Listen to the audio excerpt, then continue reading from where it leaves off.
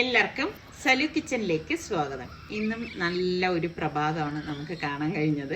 അപ്പം ഇതൊക്കെ കണ്ടിട്ട് ഞാൻ താഴേക്ക് വന്നപ്പോൾ 2-3 ദിവസമായി കേട്ടോ. നമ്മുടെ അടുക്കളയുടെ അവിടെ ഞാൻ കുറച്ച് ചിരട്ടയുടെ ചാക്ക് വെച്ചിട്ടുണ്ടായിരുന്നു. അതിങ്ങനെ അനങ്ങുന്നുണ്ട്. അപ്പം എനിക്ക് ഭയങ്കര പേടി തോന്നിയിട്ട് ഞാൻ നിസാറിക്കായിട്ട് പറഞ്ഞപ്പോൾ ഇവർ രണ്ടുപേരും കൂടി ഇത് ഇതേ കൊണ്ടുവന്നതാണ്.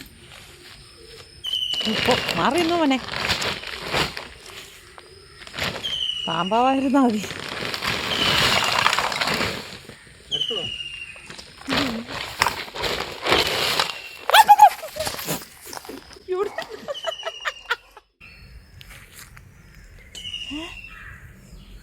അതിങ്ങനെ അടുപ്പിച്ച് ആടിയതായിരിക്കും.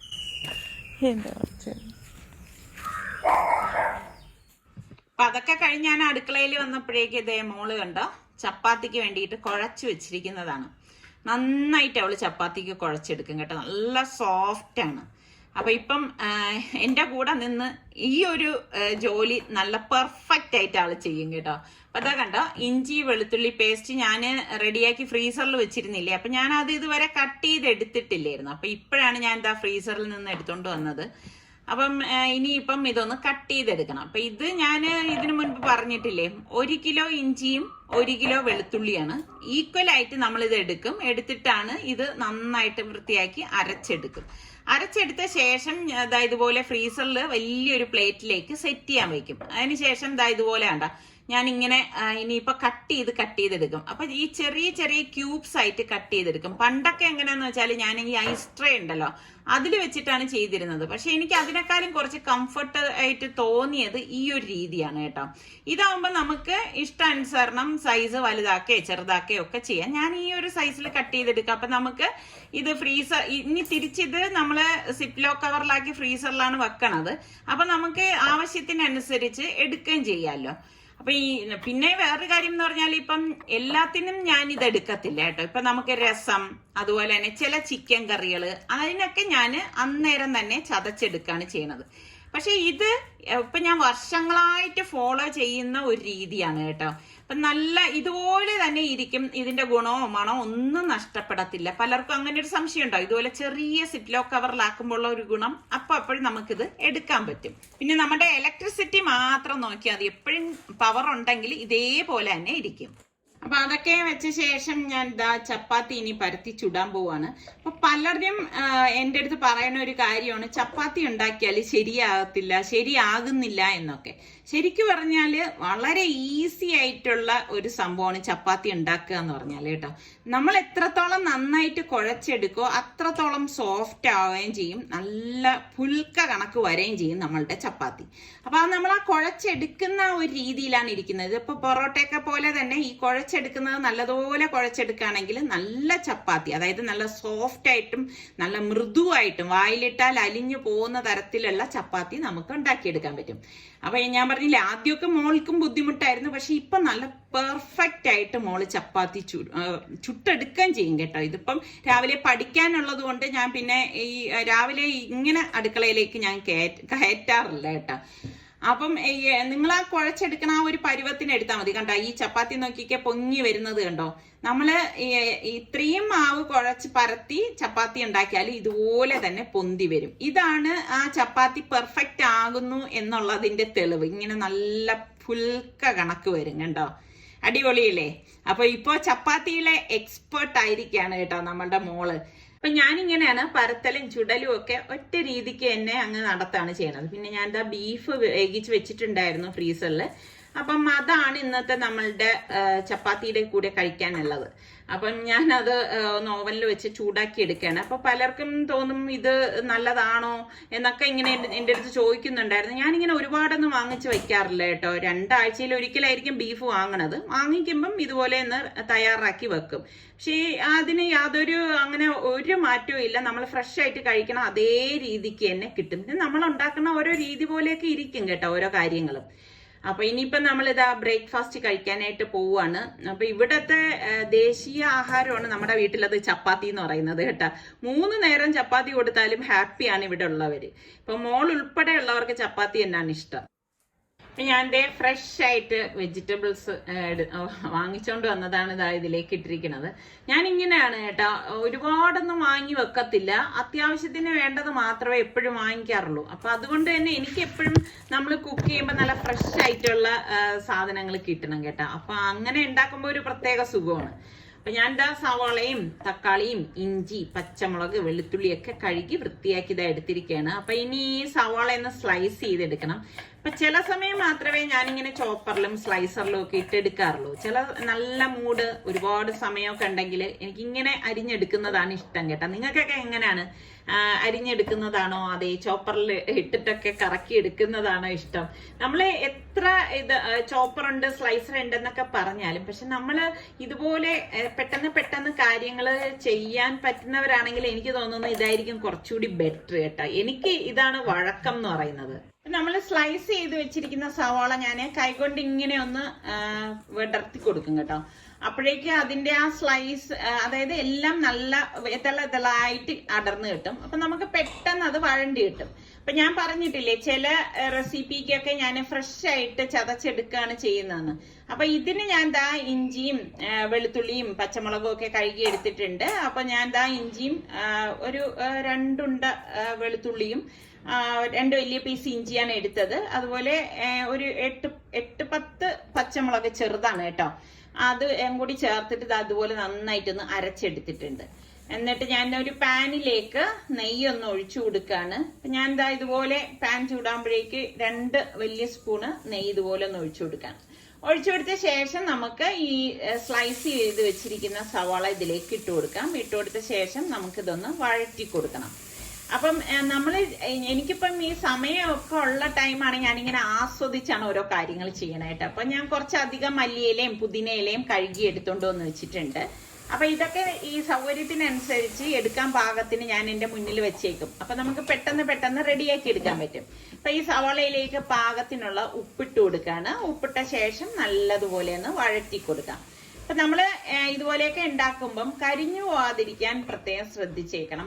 അങ്ങനെ സവാളയൊക്കെ കരിഞ്ഞു പോയി കഴിഞ്ഞാൽ അതിന്റെയൊക്കെ ടേസ്റ്റ് തന്നെ മാറിപ്പോവും. 2 തക്കാളി അത്യാവശ്യം വലിപ്പമുള്ള 2 തക്കാളിയാണ് എടുത്തിരിക്കുന്നത്. അപ്പൊ ഈ തക്കാളി നമുക്കൊന്ന് സ്ലൈസ് ചെയ്ത് എടുക്കാം. അപ്പൊ ഞാൻ എന്താ ഇതുപോലെ ചെറിയ പീസായിട്ടാണ് ഒന്ന് കട്ട് ചെയ്ത് എടുക്കുന്നത് കേട്ടോ. ഈ ഒരു സൈസിലാണ് എടുക്കുന്നത്. അപ്പൊ തക്കാളിയും ഇവിടെ റെഡിയാക്കി വെച്ചിട്ടുണ്ട്. ഇനിയിപ്പം കുറച്ച് മല്ലിയിലയും പുതിനയിലയും കൂടി ഒന്ന് അരിഞ്ഞെടുക്കണം. അപ്പൊ അതും വളരെ ചെറുതായിട്ട് ഞാനൊന്ന് അരിഞ്ഞെടുക്കാണ് ചെയ്യണത്. അപ്പൊ ഇതൊക്കെ റെഡിയാക്കി വെക്കുകയാണെങ്കിൽ നമുക്ക് പെട്ടെന്ന് നമ്മളുടെ ജോലിയൊന്ന് ഒതുക്കാനും സാധിക്കും. അപ്പൊ ഇതെല്ലാം കുറച്ചധികം എടുത്തിട്ടുണ്ട് കേട്ടോ. ഇതുപോലെ ചെറിയതായിട്ടാണ് അരിഞ്ഞെടുക്കേണ്ടത്. അപ്പൊ നമ്മളുടെ സവാള എന്തായാലും നോക്കാം. അടപ്പ് മാറ്റിയിട്ട് വീണ്ടും ഒന്ന് വഴറ്റി കൊടുക്കാണ്. അപ്പൊ സവാളയൊക്കെ നല്ലതുപോലെ ഒന്ന് വഴണ്ട് വന്നിട്ടുണ്ട്. ഈ സമയത്ത് നമ്മൾ ഈ അരച്ചു വെച്ചിരിക്കുന്ന ഇഞ്ചി പച്ചമുളക് വെളുത്തുള്ളിയുടെ പേസ്റ്റ് ഉണ്ടല്ലോ പകുതി ഇട്ട് കൊടുക്കണം. പകുതി ഞാൻ ഒന്ന് മാറ്റി വെക്കാനായിട്ട്. എന്നിട്ട് നന്നായിട്ടൊന്ന് ഇളക്കി കൊടുക്കാം. അതായത് അതിന്റെ ആ ഒരു പച്ച ചൊവയും പച്ച മണവും ഒക്കെ മാറത്തക്ക രീതിയിൽ നമ്മളൊന്ന് ഇളക്കി കൊടുക്കണം. എങ്കിലേ നല്ല ടേസ്റ്റ് ഉണ്ടാവത്തുള്ളൂ കേട്ടോ. അതിനുശേഷം നമ്മൾ ഈ അരിഞ്ഞു വെച്ചിരിക്കുന്ന തക്കാളി ഇതിലേക്ക് ചേർത്ത് കൊടുക്കാം. അപ്പം വ്യത്യസ്തമായിട്ട് ഒരുപാട് മസാലകളൊന്നും ചേർക്കാത്തൊരു ബിരിയാണിയാണ് ഇന്ന് ഞാൻ തയ്യാറാക്കാൻ പോകുന്നത്. ഇപ്പൊ കുറച്ച് മല്ലിയിലയും പുതിനയിലയും കട്ട് ചെയ്തതും കൂടി ഞാൻ ഇതിലേക്ക് ഇട്ട് കൊടുക്കുകയാണ്. എല്ലാം ചേർത്തിട്ട് നന്നായിട്ടൊന്ന് മിക്സ് ചെയ്ത് കൊടുക്കാം. അപ്പൊ ഇതുപോലെ ഒന്ന് മിക്സ് ചെയ്തെടുക്കണം. ഇപ്പൊ തക്കാളി നമുക്ക് വേണമെങ്കിൽ അരച്ച് ചേർക്കാം. പക്ഷെ അരച്ച് ചേർത്ത് അത്ര ടേസ്റ്റ് ഉണ്ടാവില്ല കേട്ടോ. എന്നിട്ട് ഞാൻ മൂടി വെച്ചു കൊടുക്കാണ്. അപ്പൊ ഇടയ്ക്ക് ഇതിന്റെ അടപ്പൊന്ന് മാറ്റിയിട്ട് ഞാൻ വീണ്ടും ഒന്ന് നല്ലതുപോലെ ഒന്ന് ഇളക്കി കൊടുക്കാണ്. അപ്പൊ തക്കാളിയൊക്കെ ഒന്ന് ഉടഞ്ഞു വരുന്ന ആ ഒരു പരുവത്തിലാണ് ഞാൻ അവിടെ ചിക്കൻ കഴുകി വൃത്തിയാക്കി എടുത്തു വെച്ചിരിക്കുന്നത് ഇതിലേക്ക് ചേർത്ത് കൊടുക്കുന്നത്. അപ്പൊ ഇതിന്റെയൊക്കെ അളവ് നമുക്ക് എത്രയാണോ വേണ്ടത് അതിനനുസരിച്ച് എടുക്കാം കേട്ടോ. അപ്പൊ ഇത് നല്ലതുപോലെ അടി ചേർത്ത് ഒന്ന് ഇളക്കി കൊടുക്കണം. അപ്പൊ ഞാൻ ഇതൊന്ന് ഇളക്കിയ ശേഷം ഇതൊന്ന് മൂടി വെച്ചു കൊടുക്കാണ്. അപ്പൊ ഇത് കാസ്റ്റ് അയൺ പാൻ ആയതുകൊണ്ട് തന്നെ പെട്ടെന്ന് റെഡി ആയി കിട്ടും കേട്ടോ. എന്നിട്ട് ഇടയ്ക്ക് അടപ്പ് മാറ്റിയിട്ട് 1 ടീസ്പൂണോളം ഗരം മസാല പൊടിയും 1 ടീസ്പൂൺ മഞ്ഞൾപ്പൊടിയും കൂടി ചേർത്തിട്ട് വീണ്ടും ഇതൊന്ന് മിക്സ് ചെയ്ത് കൊടുക്കാണ്. ഇതിൽ ഞാൻ മറ്റു പൊടികളൊന്നും ചേർക്കത്തില്ല. ഇത്ര മാത്രമേ ഞാൻ ഇതിലേക്ക് ആഡ് ചെയ്യുന്നുള്ളൂ കേട്ടോ. എന്നിട്ട് ഇനി മൂടി വെച്ചിട്ട് നമുക്കിനി ഇതൊന്ന് വേവിച്ചെടുക്കാണ് ചെയ്യണത്. അപ്പൊ ചിക്കൻ റെഡിയാവുന്ന നേരം കൊണ്ട് ഞാൻ അരി ഒന്ന് കഴുകിയെടുക്കാൻ പോവാണ്. അപ്പൊ 2 കപ്പ് കൈമ റൈസാണ് ഞാനിവിടെ എടുക്കുന്നത്. ഇത് അഷ്റഫ് അരിയാണ് കേട്ടോ, കണ്ണൂരിലുള്ള. അപ്പൊ അത് ഞാൻ എടുത്തിട്ട് ഇനിയിപ്പോ ഒന്ന് കഴുകി വെള്ളം ഒഴിച്ചു വെക്കും. അപ്പൊ ഈ സമയം കൊണ്ട് ഞാൻ ഒരു പാനിലേക്ക് ഏകദേശം ഒരു 3 ടേബിൾ സ്പൂണോളം ഓയിലും അതുപോലെ തന്നെ ഒരു 2 ടേബിൾ സ്പൂണോളം നെയ്യും കൂടി ഇട്ടിട്ട് നമ്മൾ അരിഞ്ഞു വെച്ചിരിക്കുന്നതിൽ നിന്ന് ഒരു 2 സവാള ഞാൻ ഇതിലേക്ക് ഇട്ടിട്ട് ഒന്ന് വഴറ്റിയെടുക്കാൻ കേട്ടോ. അപ്പൊ ഇതുപോലെ ഒന്ന് മൂപ്പിച്ചെടുക്കാൻ വേണ്ടിയിട്ടാണ്. ഒരുപാട് ഓയിൽ എടുത്ത് ഫ്രൈ ആക്കണ്ടെന്ന് വിചാരിച്ചിട്ടാണ് ഇങ്ങനെ ഒന്ന് റെഡിയാക്കി എടുക്കുന്നത് കേട്ടോ. അപ്പൊ ഇതിനിടയിൽ നമ്മളുടെ ചിക്കൻ എന്തായെന്ന് നോക്കാം. ഒന്ന് ഇളക്കി കൊടുക്കണം. ഞാൻ പറഞ്ഞില്ലേ കാസ്റ്റ് അയണിലായതുകൊണ്ട് പെട്ടെന്ന് റെഡി ആയി കിട്ടും. പിന്നെ നമ്മള് കാസ്റ്റ് അയണിലൊക്കെ കുക്ക് ചെയ്യുമ്പോൾ ഒരു പ്രത്യേക ടേസ്റ്റ് ആണ്. അപ്പൊ അതും റെഡി ആകുന്നുണ്ട്. അപ്പം പലർക്കും തോന്നും മസാല ഇല്ലാത്തത് കൊണ്ട് അത്ര ടേസ്റ്റ് ഉണ്ടാവുമെന്ന്. നല്ല മണമാണ്. അപ്പൊ നിങ്ങൾ ഈ രീതിയിൽ ട്രൈ ചെയ്യാത്തവരുണ്ടെങ്കിൽ ഒന്ന് ട്രൈ ചെയ്തുകൂടെ നോക്കണേ. അപ്പൊ ഞാൻ അരി കഴുകി വെള്ളം ഒഴിച്ച് വെച്ചിട്ടുണ്ടായിരുന്നല്ലോ. അപ്പൊ അതിലെ വെള്ളമൊക്കെ ഒന്ന് ഊറ്റിയെടുക്കുകയാണ് ചെയ്യണത്. അപ്പൊ വീണ്ടും ലാസ്റ്റ് ഒന്നും കൂടി ഒന്ന് കഴുകി എടുക്കാന്ന് വിചാരിച്ചു. ബിരിയാണിയൊക്കെ ഉണ്ടാക്കുമ്പോൾ നിങ്ങൾക്ക് എങ്ങനെയാണ്? നീളമുള്ള അരിയാണോ, അതായത് കുഞ്ഞ് റൈസ് ആണോ ഇഷ്ടം? ഏത് ബ്രാൻഡാണ് നിങ്ങൾക്ക് ഇഷ്ടം? അതും കൂടി ഒന്ന് കമന്റ് ചെയ്യട്ടാ. അപ്പൊ നമ്മളുടെ ഉള്ളിയൊക്കെ ഒന്ന് വഴണ്ട് വന്നിട്ടുണ്ട്. അപ്പൊ ഞാൻ അതൊരു പ്ലേറ്റിലേക്ക് ഒന്ന് നിരത്തി ഇട്ട് കൊടുക്കാണ്. ഇതേ ഓയിലിൽ തന്നെ ഞാൻ കുറച്ച് കാഷ്നട്ട് ഇട്ടിട്ട് ഒന്ന് റോസ്റ്റ് ചെയ്തെടുക്കാനായിട്ടോ. കിസ്മിസ് എന്റെ കയ്യിൽ ഇല്ലായിരുന്നു, അതുകൊണ്ട് അത് ചേർക്കുന്നില്ല. കാഷ്നട്ട് മാത്രമേ ഇപ്രാവശ്യം ചേർക്കുന്നുള്ളൂ. അപ്പൊ നമ്മൾ ഈ ഫ്രൈ ചെയ്ത ഉള്ളിയിൽ നിന്ന് ഒരു കൈപ്പിടി ഉള്ളി ഞാൻ ഇതുപോലെ എടുത്തിട്ട് ഇങ്ങനെ ഒന്ന് ഇട്ട് കൊടുക്കാണ് നമ്മുടെ ചിക്കൻ കറിയിലേക്ക് കേട്ടോ. എന്നിട്ട് പകുതി നാരങ്ങയുടെ നീരും കൂടി ഒന്ന് പിഴിഞ്ഞൊഴിച്ചു കൊടുക്കും. അപ്പം ഇത്ര മാത്രമേ നമ്മളെ ചിക്കൻ കറിയിലേക്ക് ഈ ചിക്കന്റെ ഈ മസാലയിലേക്ക് ചേർക്കുന്നുള്ളൂ. വെള്ളം ഒന്നും ഒഴിക്കരുത് കേട്ടോ. വെള്ളം ഒഴിച്ചു കഴിഞ്ഞാൽ അതിന്റെ ടെക്സ്ചർ തന്നെ മാറിപ്പോവും. എന്നിട്ട് നമ്മളതൊന്ന് മൂടി മാറ്റി വെക്കാണ് ചെയ്യണത്. ഞാൻ ഉള്ളി വഴറ്റി അതേ പാനിൽ തന്നെ പട്ട, ഗ്രാമ്പു, ഏലക്കായ ഇത്രയും കൂടി ഇട്ട് കൊടുക്കാണ്. ഇട്ട് കൊടുത്ത ശേഷം നമ്മൾ ഇതിലേക്ക് വെള്ളം ഒഴിച്ചു കൊടുക്കും. ഞാൻ 1 ഗ്ലാസ് അരിക്ക് 1.5 ഗ്ലാസ് വെള്ളം എന്നുള്ള കണക്കിലാണ് ഒഴിച്ചു കൊടുക്കുന്നത്. എന്നിട്ട് ഇതിലേക്ക് പാകത്തിനുള്ള ഉപ്പും കൂടി ഇട്ട് കൊടുക്കാം. ഇട്ട് കൊടുത്തിട്ട് നല്ലതുപോലെ ഒന്ന് ഇളക്കി കൊടുക്കാം. അപ്പൊ ഞാൻ ഇവിടെ വെള്ളമൊക്കെ നല്ലതുപോലെ വെട്ടി തിളച്ച് വരുന്ന സമയത്ത് നമുക്ക് കഴുകി വെച്ചിരിക്കുന്ന അരി ഇതിലേക്ക് ഇട്ട് കൊടുക്കുകയാണ് ചെയ്യണത്.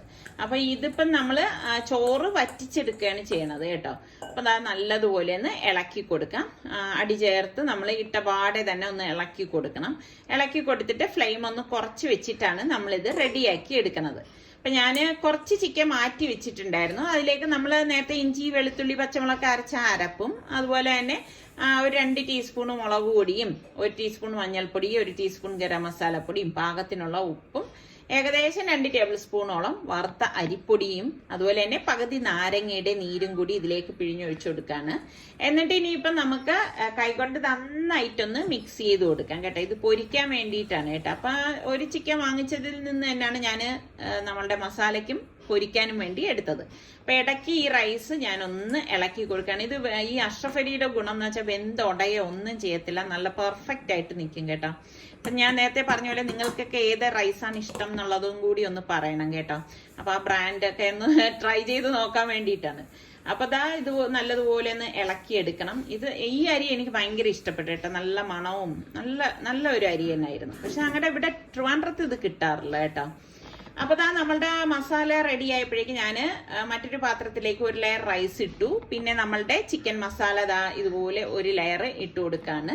അപ്പം അധികം മസാലകളൊന്നും ഇല്ലാത്തൊരു ചിക്കൻ മസാല തന്നെ കേട്ടോ. എന്നിട്ട് നമുക്ക് കുറച്ച് മല്ലിയിലയും പുതിനയിലയും അരിഞ്ഞതും കൂടി ഇട്ട ശേഷം വീണ്ടും റൈസ് ഇട്ട് കൊടുക്കാണ്.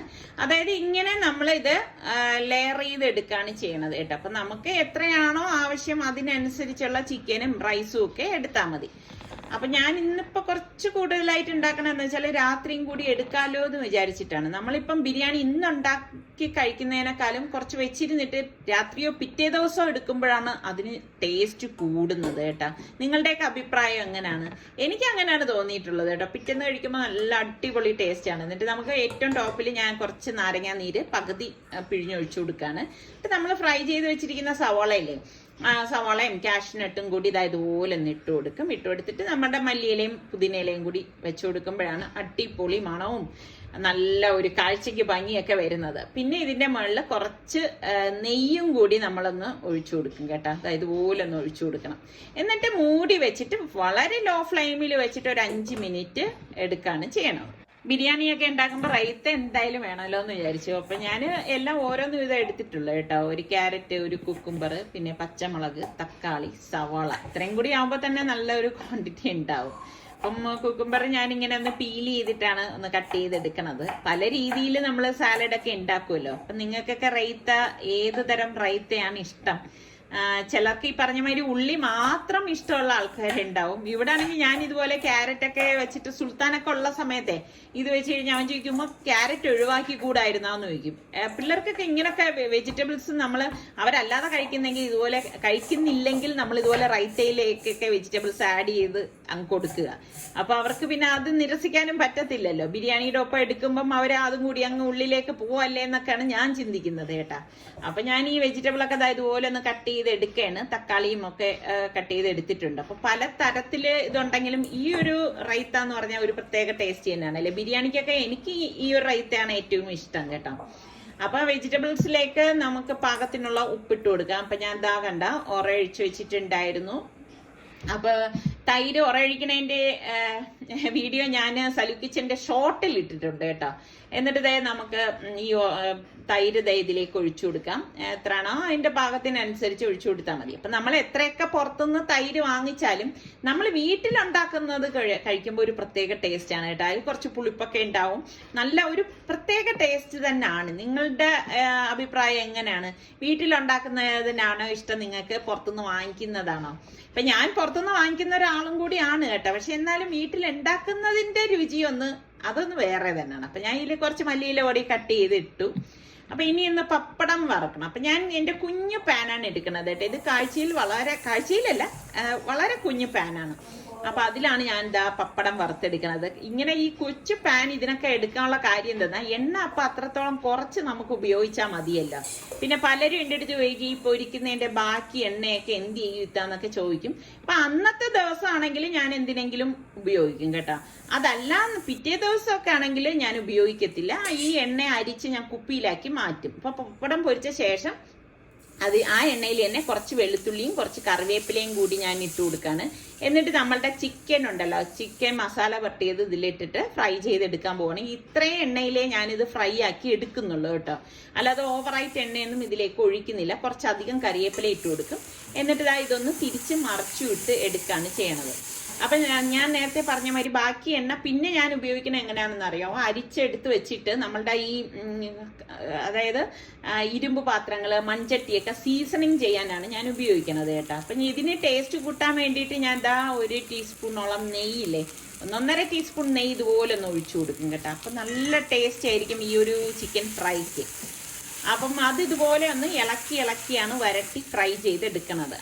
അപ്പം നിങ്ങൾ കണ്ടല്ലോ, വളരെ കുറച്ച് എണ്ണ മാത്രമേ ഇതിലേക്ക് ഉണ്ടായിരുന്നുള്ളൂ. അപ്പോൾ എല്ലാം റെഡി ആയപ്പോഴേക്ക് ഞാൻ ടേബിളിലേക്ക് എല്ലാം കൊണ്ടുവന്ന് വെക്കാണ്. അപ്പം എല്ലാവരും ഒരുമിച്ചിരുന്ന് കഴിക്കുക എന്ന് പറഞ്ഞാൽ അതിൻ്റെ ഒരു സുഖം വേറെ തന്നെയാണ്.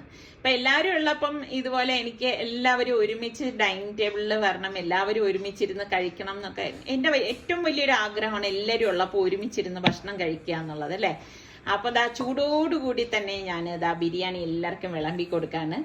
ഞാനിങ്ങനെ വിളമ്പി കൊടുക്കുന്നത് കണ്ടിട്ട് പലരും എൻ്റെ അടുത്ത് ഇങ്ങനെ കമന്റ്സിലൂടെ ചോദിക്കാറുണ്ട്, അതെന്താ അവർക്ക് വിളമ്പി കഴിച്ചുകൂടി, നിങ്ങൾ എന്തിനാണ് വിളമ്പി കൊടുക്കുന്നത് എന്നൊക്കെ ചോദിക്കാറുണ്ട്. പക്ഷെ എനിക്ക് അതിനോട് യോജിപ്പില്ല കേട്ടോ. കാരണം ഞാൻ ഇങ്ങനെ വച്ചാലും അവർ പറയും അവർക്ക് വിളമ്പി കൊടുക്കാൻ പറയും. പിന്നെ നമ്മൾ അവർക്ക് വിളമ്പി കൊടുക്കുക എന്ന് പറയുമ്പം അതൊരു നമ്മളിലുള്ള ഒരു സ്നേഹത്തിന്റെ ആ ഒരു ഇതാണ് അതിലേക്ക് ഉണ്ടാകുന്നത്. അതൊക്കെയാണ് ഞാൻ വിശ്വസിക്കുന്ന ഒരു കാര്യം കേട്ടോ. അപ്പൊ ഉച്ച കഴിഞ്ഞപ്പോഴേക്ക് തേങ്ങ വെട്ടാൻ ആള് വന്നു. ഏജൻസിയിൽ വിളിച്ച് പറഞ്ഞിട്ടുണ്ടായിരുന്നു. ഈ സമയത്താണ് പക്ഷെ ആള് വന്നത് കേട്ടോ. അപ്പൊ ഇന്നത്തെ ബിരിയാണി നിങ്ങൾ എല്ലാവരും ട്രൈ ചെയ്ത് നോക്കണം. അപ്പൊ ട്രൈ ചെയ്ത് നോക്കി നിങ്ങൾ കഴിച്ചിട്ട് ഇഷ്ടപ്പെട്ടോ ഇല്ലയോ എന്നുള്ളത് ഒന്ന് കമന്റ് ചെയ്യണേ. അതുപോലെ തന്നെ നമ്മളുടെ വീഡിയോസ് ഒക്കെ കണ്ടിട്ട് എന്തെങ്കിലും അഭിപ്രായം ഉണ്ടെങ്കിൽ തീർച്ചയായിട്ടും നിങ്ങൾ കമന്റ് ചെയ്യണം. നിങ്ങളുടെ കമന്റ്സിനായിട്ട് ഞാൻ കാത്തിരിക്കും കേട്ടോ. അപ്പം ഇന്നത്തെ ഈ എപ്പിസോഡ് നിങ്ങൾക്ക് എല്ലാവർക്കും ഇഷ്ടമായെന്ന് വിശ്വസിക്കുന്നു. അടുത്ത് നല്ല റെസിപ്പിയോ വ്ളോഗായിട്ടൊക്കെ നമുക്ക് കാണാം. അതുവരയ്ക്കും എല്ലാവർക്കും ബൈ.